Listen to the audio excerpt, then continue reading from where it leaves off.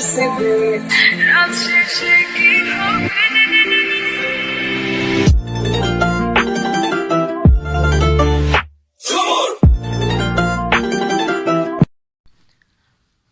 Back students to your on YouTube channel Mystical Studies. आज आपके लिए बहुत ही कमाल का ट्रिक लेकर आई हूँ, क्योंकि आपको सिखाने वाली हूँ कि कैसे आप बिना पेन और पेपर के फ्रैक्शंस को देखकर ही बता सकोगे कि फ्रैक्शन बड़ी है या छोटी है। यानी कि आपको जितनी भी फ्रैक्शन दी होंगी उनमें से कौन सी फ्रैक्शन बड़ी है और कौन सी फ्रैक्शन छोटी है। तो आइए वीडियो को बिना टाइम वेस्ट किए शुरू करते हैं। तो स्टूडेंट्स, अगर आप ट्रेडिशनल तरीके से फ्रैक्शन का सम करना शुरू कर दोगे और फाइंड करोगे कि लार्जेस्ट फ्रैक्शन कौन सी है और स्मॉलेस्ट फ्रैक्शन कौन सी है, तो यकीनन आपका बहुत टाइम वेस्ट होगा। तो आज जो ट्रिक मैं आपको सिखाने जा रही हूँ बहुत ईजी ट्रिक है, ध्यान से आपने देखना है। यहाँ पे मैं कुछ फ्रैक्शन लिख रही हूँ। 15/16, 19/20, 24/25,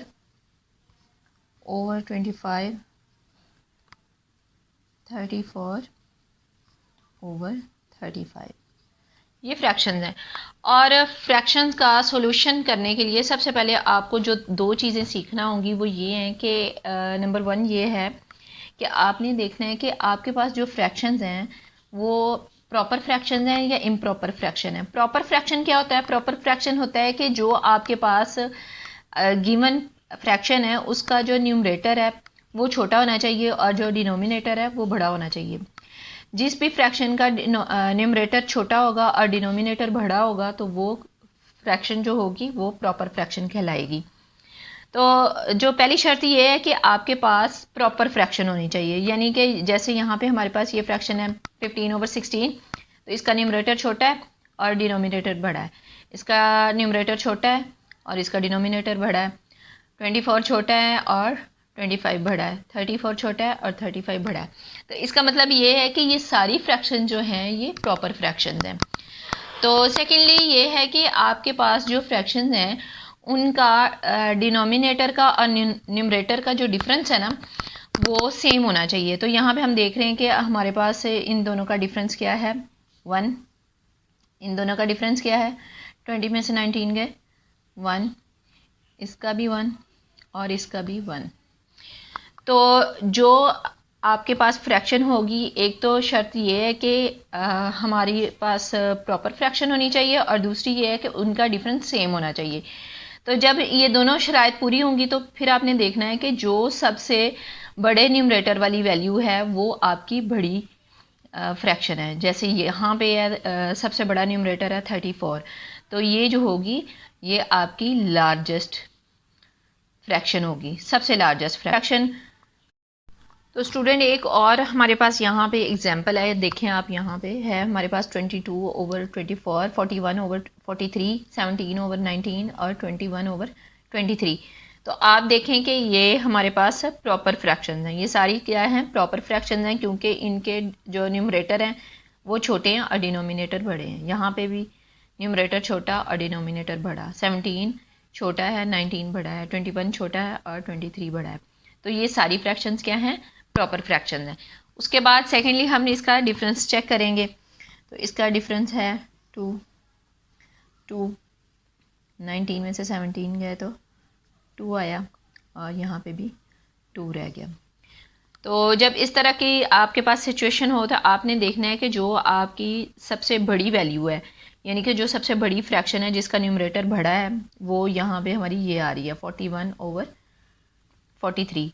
न्यूमरेटर इसका 41 है और बाकी जो हैं वो सारी इससे छोटी हैं। तो इसका मतलब है यहाँ पे हमारी जो लार्जेस्ट वैल्यू है वो है 41/43 और जो सबसे स्मॉलेस्ट होगी यहाँ पे सबसे स्मॉलेस्ट ये वाली है 17/19।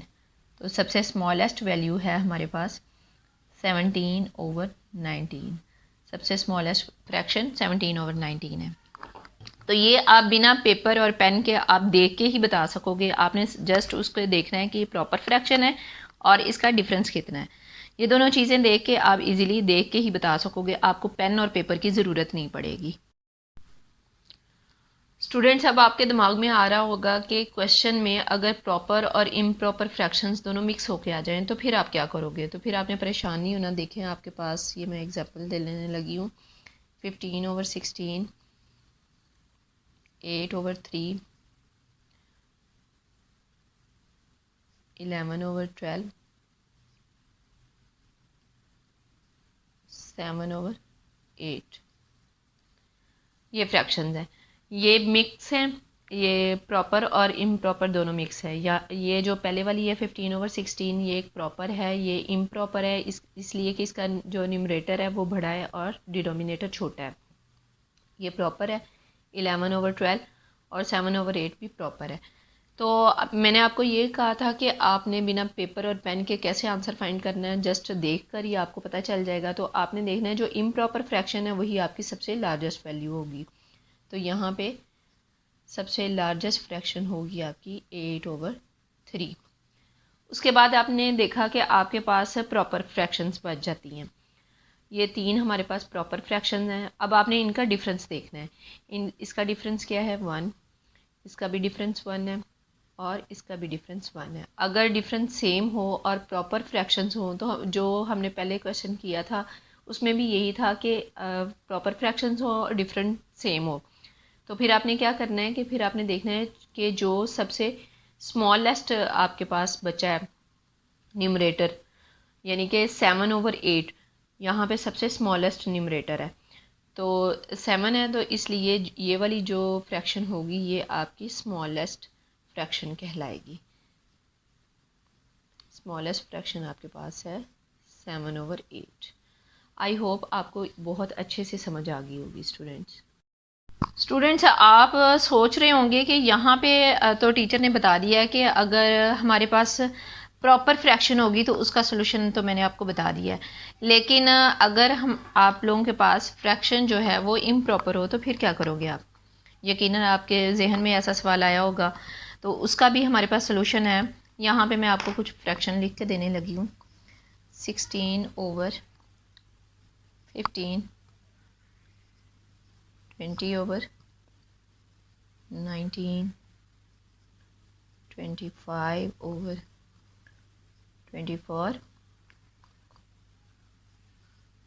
35/34।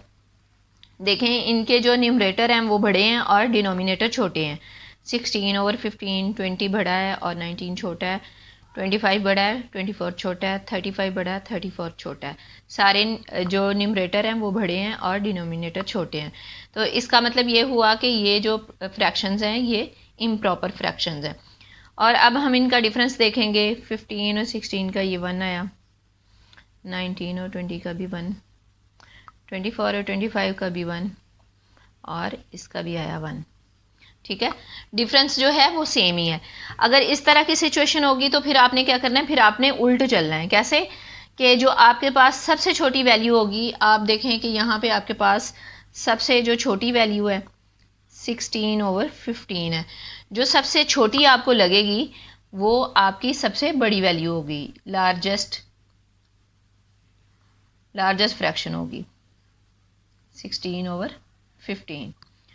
और जो सबसे बड़ी होगी यहाँ पे बड़ी है 35/34।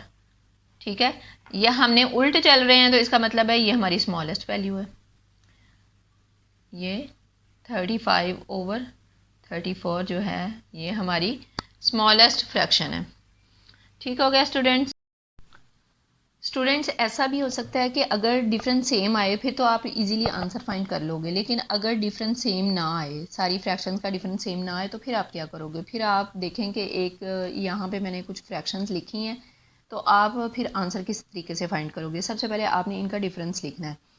तो इसका डिफरेंस है 4, 5,